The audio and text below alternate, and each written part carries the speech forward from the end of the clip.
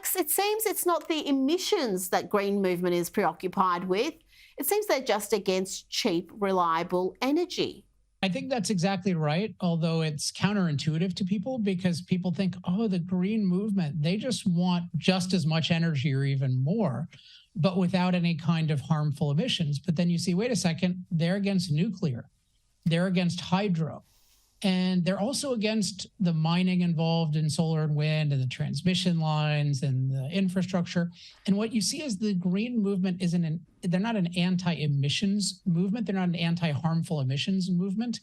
They're an anti-human impact movement. So their hostility is toward human impact as such. And if you think human impact is a bad thing, energy is the worst thing because energy powers all these machines whose very purpose is to impact the earth to make it a better place for us. Now, I think that's great, but I don't hate human impact. I love it, provided it's intelligent. But the green movement is really an impact-hating movement. So that's why they have to oppose every form of cost-effective energy. Now, you've described solar and wind as unreliable parasites of reliable energy. But we've got Western governments completely focused on these technologies. Why is that? If they're so unreliable, if they're so expensive, why haven't the Western governments caught on to this fairly critical bit of information? I think in many ways because they're unreliable, because they're expensive. My belief is that the impact-hating movement, sometimes called the environmental movement, it's the only source of energy it ever supports is imaginary energy. So as you mentioned, there's support of nuclear until that becomes truly cost effective. There's support of natural gas until it becomes really cost effective globally, and then it becomes fracking, and it gets demonized. So there's this opposition toward impact, and that drives everything. So solar and wind, they're not really cost effective today. So it ends up with people using less energy. But B, it allows this vision of solar and wind and this pretense that they're somehow green. This allows the green energy movement to safely oppose fossil fuels, nuclear, and hydro, and still get away with being seen as pro-energy. If they were seen as anti-energy, then the jig would be up. Now, amidst the net zero madness, we have some signs of sanity. The board of Shell made it clear at their recent AGM that oil and gas are better investments than renewables when it comes to shareholder value, and 80% of the shareholders agreed. But of course, Alex, the market isn't an even playing field. The market is corrupted with the taxpayer funds that are being pumped into renewable subsidies. And yet, even with that, they're making these calculations. So if you want to ask, well, why was Shell so gung-ho about so-called renewables? Same thing with BP. And now you see they're pulling back on that. Well, there was just such an amount of government support that people feel like, well, of course it has to work. Of course I see dollar signs here. But the thing is, just for various reasons, the unreliable solar and wind, even with those huge subsidies, are not as good an investment as fossil fuels often are, which are real energy. Now, interestingly, there's a paradoxical element, seemingly, where by the green movement opposing fossil fuels, they restrict the supply, and that makes the price go up, and that makes the profits go up, and that makes people try to go into it more. So in a sense, the statist anti-fossil fuel movement is at least certain companies' best friend, certain fossil fuel companies' best friend. Yeah, that is a strange development. Now, I want to bring to your attention, you may have already seen this, the World Economic Forum's agenda contributor and CEO of Rabo Carbon Bank, Barbara Basma. She's pushing for a personal carbon allowance, and here she explains how it would work. En krijgt daardoor een beetje meer geld. Of diegene woont in een kleiner huurhuis en ik woon in een groot huis. Ik heb dus meer uitstootrechten nodig om mijn huis te verwarmen. En zo kunnen mensen met een smalle portemonnee. Alex, your response to a personal carbon allowance? I mean, I can't think of a better example of how elitist this movement is. The poor can sell their carbon credits to have enough money to perhaps, I don't know, heat their homes. And the wealthy can buy these carbon credits to jet around the world and live the sort of lifestyle that they want to live. I mean, this is not a selling point, I wouldn't have thought, but she's putting it out there as something that we should be embracing.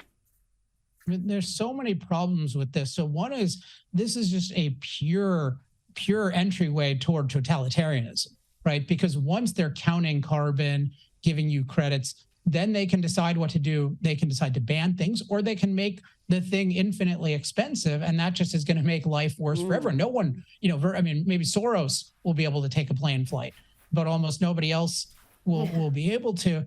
The view of energy this person has is so wrong, because the way she views energy is, energy is just this kind of incidental thing. And if we make it more expensive and have these credits, then that'll be nice. But what gives the money value? The money is valuable because of how productive we are, and we're productive in proportion to how much energy we can deploy to power machines that make us far more productive. I mean, infinitely more productive than with manual labor. So if you're basically just making energy super expensive, and we don't have a viable alternative to fossil fuels for the 6 billion people who use very little energy, you're just going to make everything more expensive. So it's no favor to poor people to make the whole world unproductive and then say, hey, we're going to give you some, like, in effect, Zimbabwe dollars. Like, the money isn't worth anything if you're not productive. And as you've pointed out a number of times, it is the poorest in the world who need energy more than anybody. They need it to lift themselves from poverty. They haven't had the advantages we've had with cheap, reliable energy.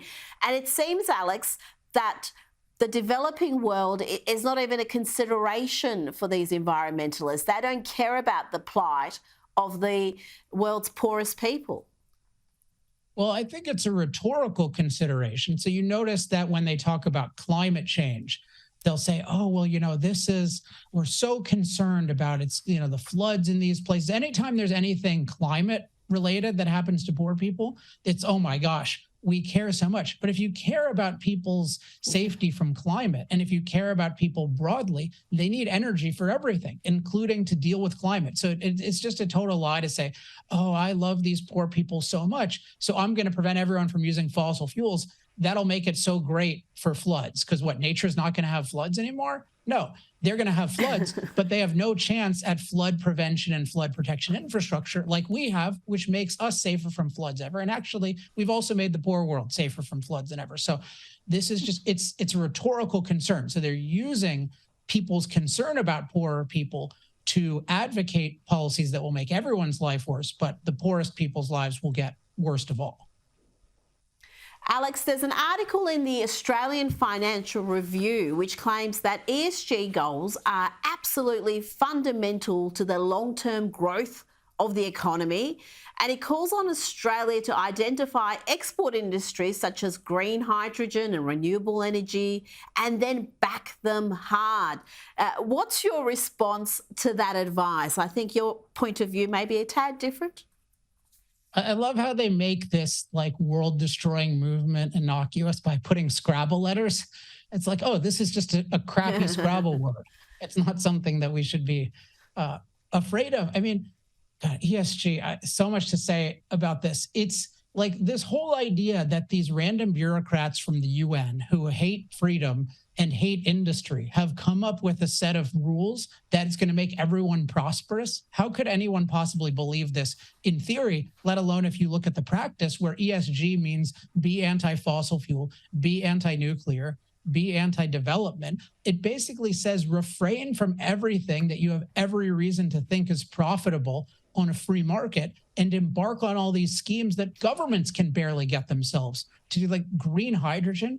Is there an amazing market? Have people really figured out how to rig solar panels and wind turbines so there's super cheap hydrogen we're transporting it? No, this is just a total government phenomenon that's stealing people's money to pay for these boondoggles. And so it's kind of like Shell we mentioned earlier. They're basically Shell in the past. They're saying, oh, well, we have this, like the government's giving out money, so we should do this. But as like Australia, do things that are actually cost effective for billions of people, like producing coal. That seems to be pretty profitable right now. Like, don't do things that you think stupid governments are going to fleece their taxpayers to buy from you. That's not a moral strategy, and it's not usually a practical strategy. Alex Epstein, always a pleasure to get your insights. Thank you for joining me today.